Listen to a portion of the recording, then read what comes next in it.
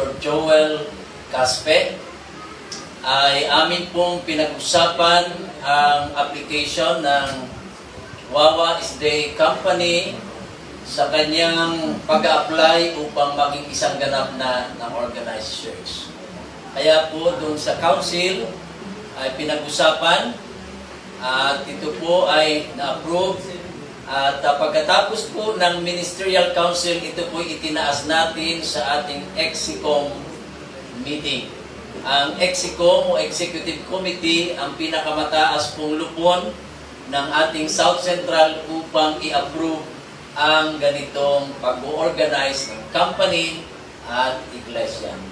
Ay inyo pong pakinggan mula po sa ating tanggapan bilang inyo pong lingkod. Ay narito po, ang pamagat po ay Ministerial 2022-94 Church Organization Wawa Isday Company. Voted or pinagtibay to approve the church organization of Wawa Isday Company located at General Luna Street, Wawa, Siniluan, Laguna.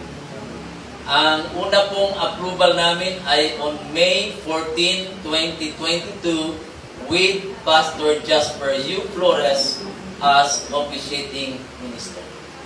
Dahil po ito ay hindi natupad, kaya ang petsang ito ay atin pong binago, kundi ito po ay sa halip na May 14, ito po ay naganap sa araw na ito, August 20, 2022 with Pastor Jubilee S. Estrada as the officiating minister.